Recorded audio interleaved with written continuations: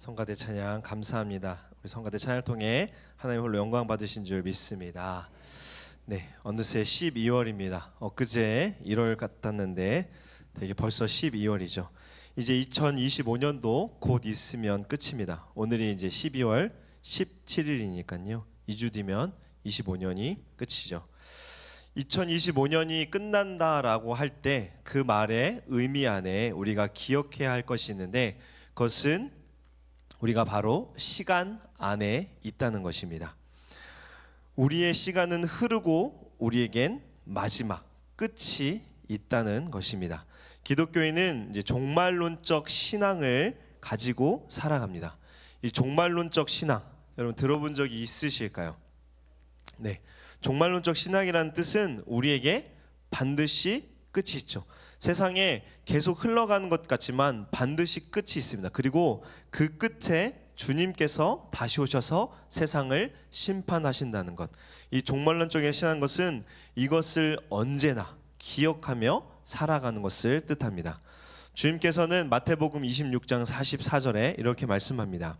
예수께서 이르시되 내가 말하였느니라 그러나 내가 너희에게 이르노니 이후에 인자가 권능의 우편에 앉아 있는 것과 하늘 구름을 타고 오는 것을 너희가 보리라 하시니 예수님께서도 승천 후에 다시 오실 것을 말씀하죠. 요한계시록 22장 12절에도 이렇게 말씀합니다. 보라 내가 속히 오리니 내가 줄 상이 내게 있어 각 사람에게 그가 행한 대로 갚아 주리라. 또한 승천하신 예수님을 바라보는 제자들에게 천사들이 그대로 다시 오실 것을 약속하셨고 또 사도들도 주님의 재림에 대해서 말씀하셨습니다.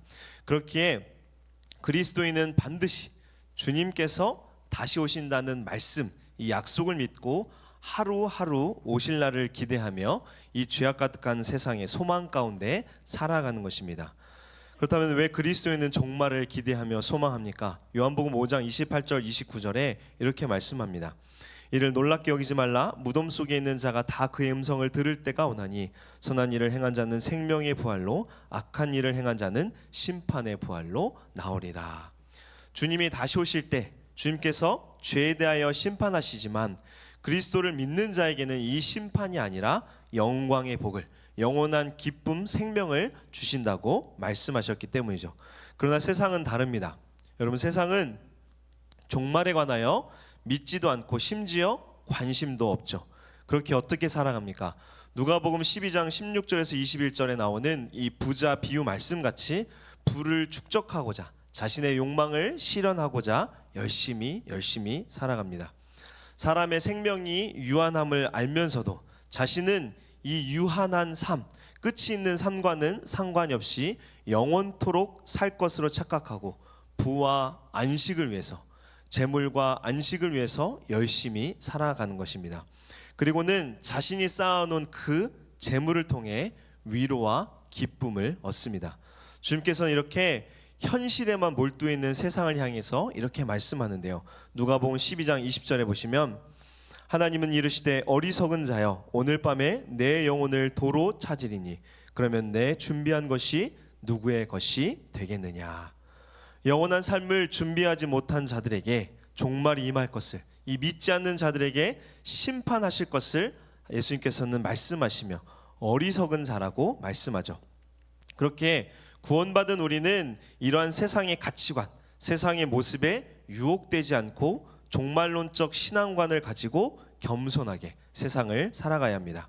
오늘 말씀의 저자인 베드로 사도가 살던 이 초대교회 시대에는 교회 밖 세상도 문제였지만 더 큰 문제는 교회 안에 있었습니다. 예수님의 승천 이후에 많은 지역에 복음이 전파되면서 교회들이 세워졌지만 이 교회 안에 거짓 선지자들, 거짓 교사들이 가만히 들어와서 복음을 변질시켰고 무엇보다도요 예수님께서 다시 오신다는 이 재림에 관해서 말씀에서 벗어난 가르침으로 교회를 어지럽게 했습니다. 베드로 사도는 이러한 자들에 대해서 이렇게 말씀하는데 오늘 말씀 3절에 보시면 먼저 이것을 알지니 말세에 조롱하는 자들이 와서 자기의 정욕을 따라 행하며 조롱하여. 거짓 교사들을 조롱하는 자들이라고 말씀하는데요. 3절의 말세란 세상이 말하는 종말을 뜻하는 것이 아닙니다. 여기서 말세란 예수님의 초림 때부터 재림하실 때까지의 긴 기간을 가리키는데요. 초림은 하나님이신 예수님께서 이 세상에 육신의 모습으로 오신 때를 가리킵니다. 화려하게 세상에 오신 것이 아니라 말 구유에서 여자의 몸을 통해 세상에 오셨죠. 겸손한 모습으로 오신 것입니다. 그리고 성자 예수님께서 이 세상에 오심으로 구약의 모든 약속들이 다 성취되었고, 예수님께서 십자가에서 죽으시고 부활하시고 승천하심으로 구원을 이루셨습니다. 즉 예수님의 초림으로 인류의 모든 역사의 마지막 장이 이제 시작된 겁니다. 그러나 완성된 것은 아닌데요. 완성은 언제 됩니까?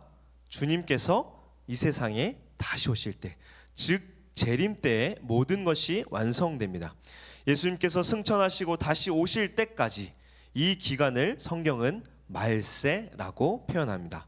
신약 시대부터 지금 이 세상을 살고 있는 우리 역시 어느 시대에 살고 있는 겁니까? 말세의 시대에 살고 있는 겁니다. 그런데 이 말세 때에 나타나는 특징이 있는데, 그것은 바로 거짓 메시아와 거짓 교사들이 출현한다는 것입니다. 이에 대하여 예수님께서도 경고하셨죠. 마태복음 24장 23절 24절에 보시면, 그때 사람이 너에게 말하되 보라 그리스도가 여기 있다 혹은 저기 있다 하여도 믿지 말라. 거짓 그리스도들과 거짓 선지자들이 일어나 큰 표적과 기사를 보여 할 수만 있으면 택하신 자들도 미혹하리라. 예수님께서 거짓 메시아와 거짓 교사들의 유혹이 얼마나 큰지 택하신 자들도 미혹한다고 말씀하죠.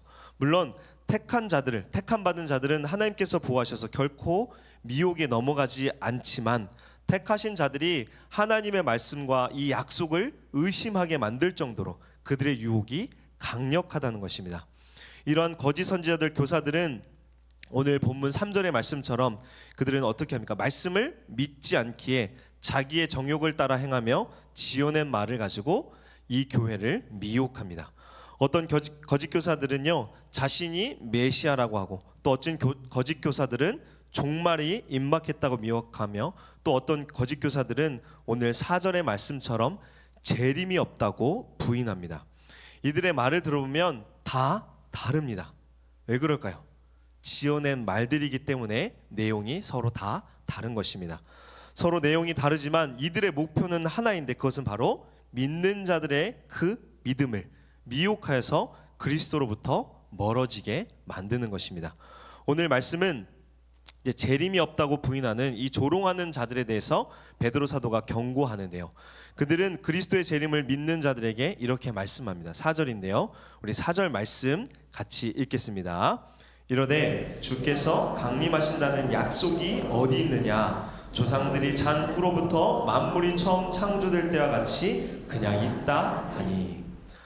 당시 초대교회는요, 앞에서 말씀드린 예수님의 약속과 천사들의 약속을 굳게 믿으며 승천하신 예수님께서 다시 재림하실 것을 믿었습니다. 문제는 초대교회 성도들은 예수님의 재림이 생각보다 빠른 시일 내에 곧 이루어질 것이라고 믿었던 것입니다. 이것은 성도들뿐 아니라 사도들의 말씀에서도 그랬던 것이, 데살로니가 전서 4장에 보면 바울 사도가 살아있는 중에 주님의 재림을 경험하게 될 수 있다고 말씀하는 것처럼 보이는 구절이 있는데요. 데살로니가 4장 17절에 보시면, 그 후에 우리 살아남은 자들도 그들과 함께 구름 속으로 끌어올려 공중에서 주를 영접하게 하시리니 그리하여 우리가 항상 주와 함께 있으리라. 그 후에 살아남은 자들도라고 말씀을 하죠. 물론 바울 사도가 자신이 살아있을 때 주님이 반드시 재림한다고 믿는 것은 아니지만, 그럼에도 대부분의 초대교회 성도들은 승천하신 주님이 곧 재림하실 것이라고 믿었습니다. 근데 문제는 그들의 생각과 다르게 예수님의 재림이 이루어지지 않고 있는 것이죠. 당시 초대교회 성도들은 예수님의 재림을 무척이나 고대하고 있었습니다. 왜냐하면 이 초대교회의 핍박이 매우 심했기 때문입니다. 평범한 삶은 물론이고 목숨조차 유지하기 어려웠기에 그들은 이러한 핍박과 고통 속에서 유일하게 붙잡을 수 있는 것이 약속대로 주님께서 다시 오셔서 공의로 심판하시어 자신들을 건져주실 것을 바라는 것이죠. 그러나 예수님의 재림이 지연되자 당시 성도들은 매우 불안했습니다. 이러한 상황에서 거짓 교사들은요, 이러한 성도들을 조롱하며 4절의 말씀처럼 예수님이 곧 오신다더니 처음 창조 때처럼 자연 법칙에는 아무 변화 없이 계속해서 반복되고 있지 않느냐라고 하면서 조롱하며 신앙을 계속해서 미혹했던 것입니다. 그런 조롱하는 거짓 선지자들에게 베드로 사도는 오늘 5절에 이렇게 말씀하는데요. 우리 5절 말씀 같이 읽겠습니다. 이는 하늘이 땅이 물에서 나와 물로 성립된 것도 하나님의 말씀으로 된 것을 그들이 일부러 잊으려 함이로다. 하나님의 말씀의 능력에 대해서 베드로 사도가 말씀하죠. 왜 하나님의 말씀으로 거짓 선지자들의 주장을 반박하는가 하면 거짓 선지자들은 하나님의 말씀을 믿지 않고 무시했기 때문입니다. 그들은 주님께서 다시 오신다는 약속, 하나님의 말씀을 무시했던 것이죠. 그렇게 베드로 사도는 하나님의 말씀이 얼마나 능력이 있는지를 말씀하는 것입니다. 5절의 말씀처럼 하나님께서는 말씀으로 세상을 창조하셨습니다. 조롱하는 자들의 말씀처럼 세상은 결코 변하지 않은 것이 아니라 하나님의 말씀으로 창조되었고 그 말씀에 의해 질서가 유지되는 것입니다. 즉 세상이 보존되고 있는 것은 하나님의 말씀의 능력으로 인한 것이죠. 또한 6절에 보시면 이로 말미암아 그때 세상은 물이 넘침으로 멸망하였을 때라고 말씀하죠. 창조 이후에 불변할 것 같던, 변하지 않을 것 같은 세상이 하나님께서 어떻게 하십니까? 물로 심판을 하시죠. 그래서 물이 넘침으로 세상의 인간들을 하나님께서 심판하셨습니다. 이 사실 역시 조롱하는 자들의 말과 다르죠. 세상은 스스로 잘 돌아가는 것이 아니라 철저하게 하나님의 말씀에 붙잡혀 있다는 것입니다. 그리고 물 심판 이후에 하나님께서는 어떻게 세상을 다스리시는가? 7절 말씀인데요. 우리 7절 말씀 함께 읽겠습니다. 이제 하늘과 땅은 그 동일한 말씀으로 불사르기 위하여 보하신 바 되어 경건하지 아니한 사람들의 심판과 멸망의 날까지 보존하여 두신 것이니라. 세상은 결코 끝이 없이 그냥 흘러가는 것이 아니라 하나님께서 마지막에 불로 심판하실 때까지 보존하여 두셨기 때문이라고 베드로 사도가 말씀하죠. 베드로 사도는 5절에서 7절의 말씀을 통해서 거짓 선지자 교사들, 즉 조롱하는 자들에게, 그리고 그들의 유혹에 흔들리는 이 성도들에게 세상은 하나님의 주권 안에서 흘러가고 있으며 그들의 말과 다르게 하나님께서 반드시 세상을 불로 심판하신다고 말씀하는 것입니다. 그러면서 베드로 사도는 왜 주님께서 아직 재림하시지 않는지, 완전한 구원이 이루어지지 않는지에 대해서 8절과 9절에 말씀하는데요. 우리 8절 9절 두 절 말씀을 우리 함께 읽겠습니다. 사랑하는 자들아, 주께서는 하루가 천년 같고 천년이 하루 같다는 이 한 가지를 잊지 말라.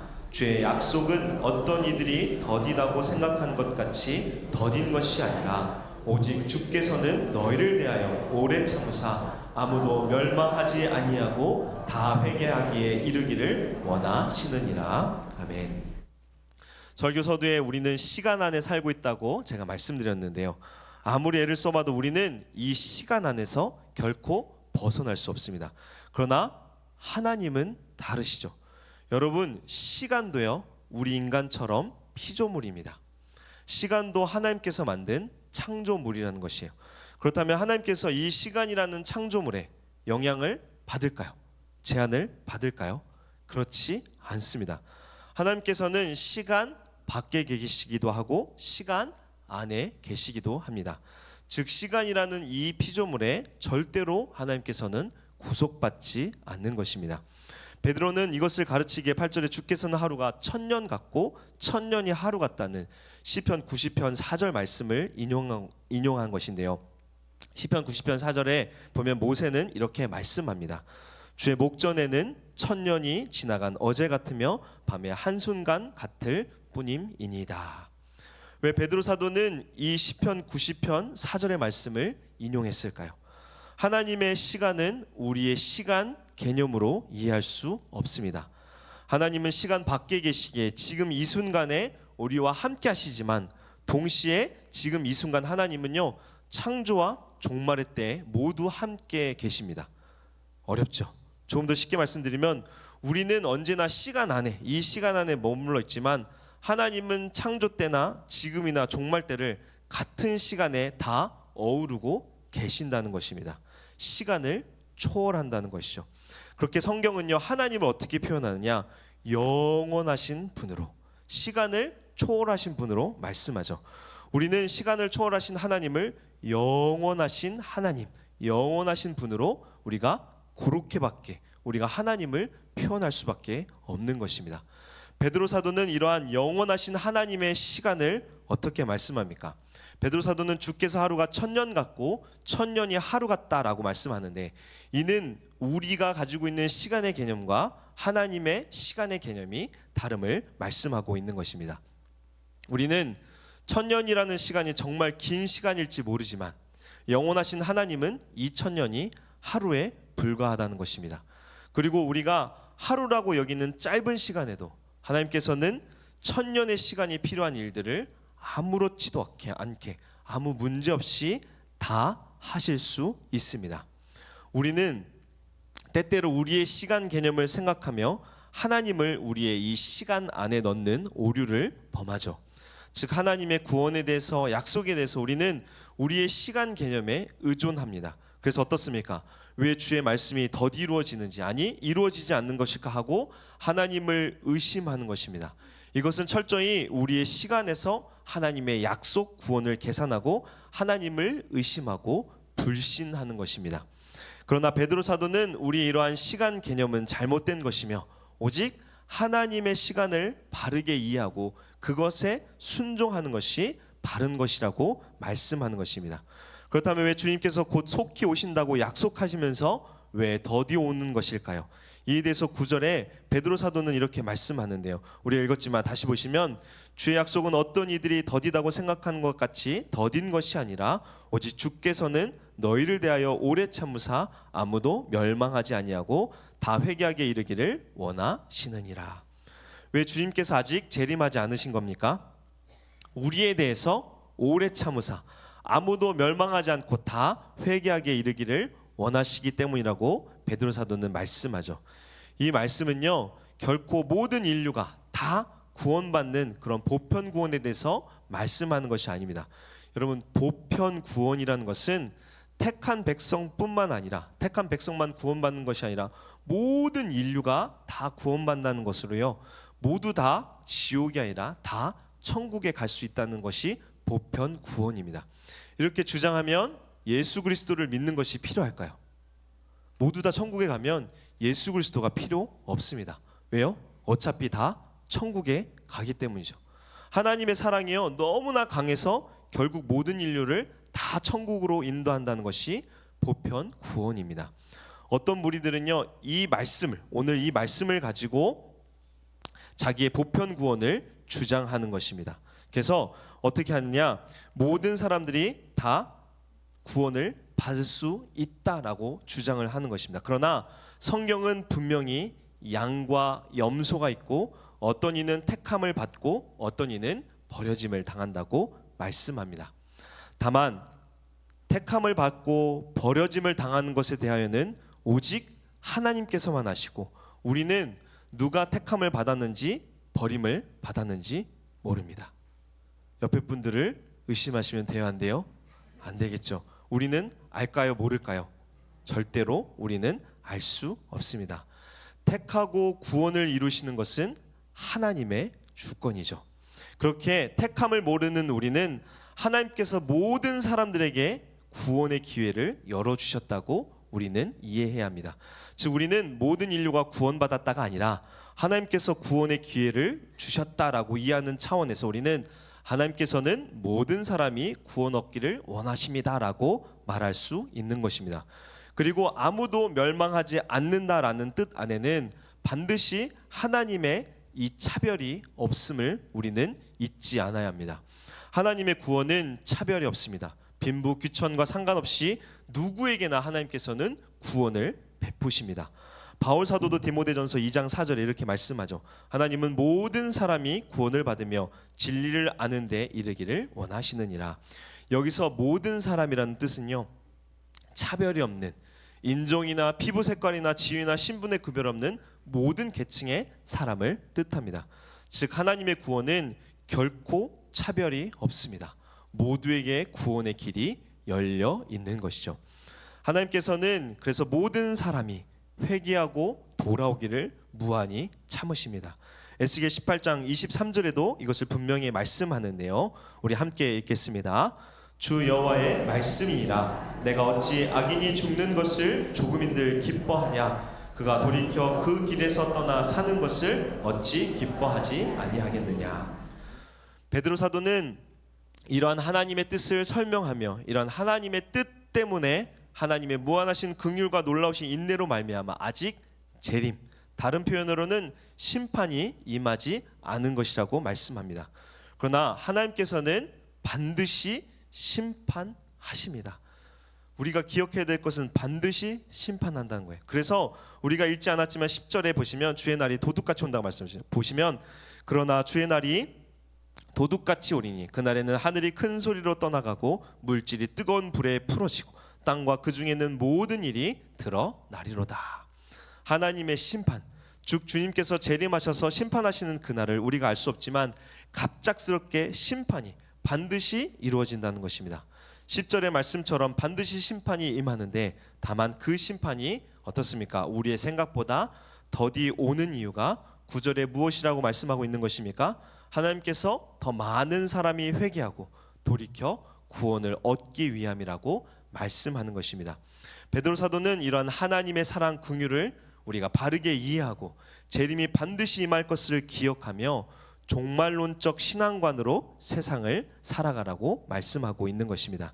사실 베드로 사도가 이런 말씀을 전한 이유가 무엇입니까? 구원받은 우리가 세상을 살면서 때때로 주의 말씀을 잊을 때가 있다는 것입니다. 베드로 사도는 계속 오늘 베드로후서 3장 2절에 이렇게 말씀하죠. 곧 거룩한 선지자들이 예언한 말씀과 주 대신 구주께서 너희의 사도들로 말미암아 명하신 것을 기억하게 하려 하노라. 거짓 선지자들의 유혹과 세상의 유혹으로 인하여 우리는 얼마나 주의 말씀과 멀어진 삶을 살고 있을까요? 주의 말씀은 우리가 구원을 얻는 것 그리고 우리의 삶을 돌아보며 거룩한 삶을 사는 것과 더불어 중요한 것이 있는데 그것이 무엇인가 하면 그것은 바로 복음을 전하는 것입니다. 여러분, 세상은 이 연말에 되면 무엇을 확인합니까? 자신의 업적, 자신이 이룬 성공을 헤아려 봅니다. 그러나 구원받은 자들은 그런 세상적 성공이 아니라 주의 교회가 얼마나 복음을 전하는 일에 힘쓰며 하나님의 나라를 위해 힘쓰고 있는가를 살펴보아야 합니다. 베드로 사도는 믿음이 흔들리는 자들에게 세상의 유혹과 거짓 선지자들의 유혹으로 세상 가치관에 넘어져 이 세상의 성공과 썩어질 것들에 몰두하는 그런 우리들에게 주의 말씀을 기억하라고 말씀합니다. 주님께서는 구원받은 우리에게 복음을 전하는 사명을 주셨습니다. 교회가 복음을 전파하는 일에 힘쓰지 않고 건물을 위해서 모임을 위해서 힘쓰게 되면 그것은 중세 시대에 타락했던 로마 카톨릭 교회와 다를 바 없습니다. 여러분, 중세 교회는 복음을 전하는 일보다 교회의 외형을 꾸미는 일에 자신들이 안락을 누리는 일에 힘썼습니다.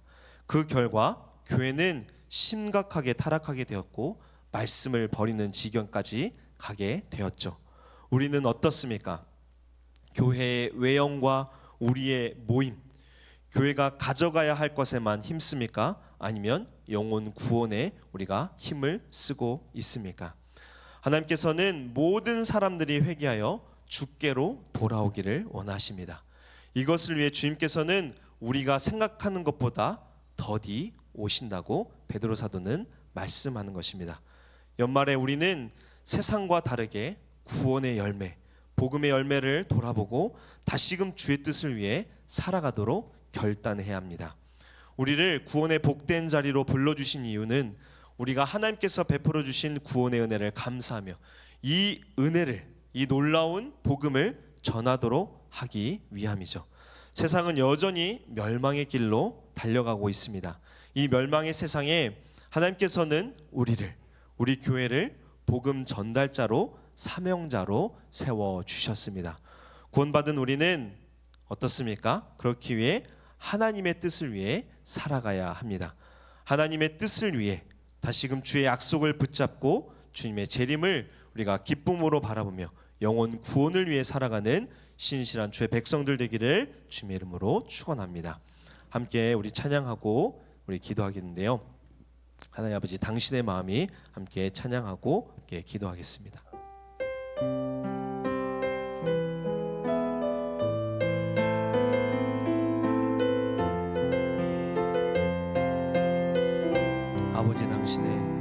아버지 당신의 마음이 있는 곳에 나의 마음이 있기를 원해요.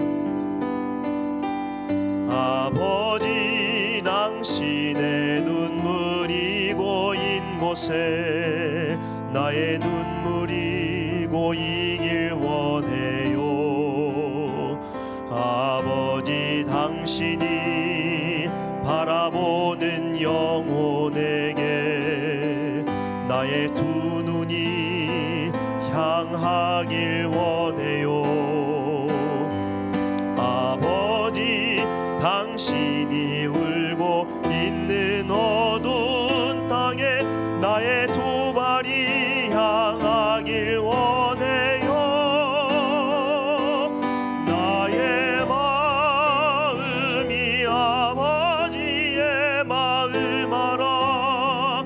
내 모든 뜻 아버지의 뜻이 될 수 있기를 나의 온몸이 아버지의 마음 알아. 내 모든 삶 당신의 삶 되기. 다시 한번 찬양합니다.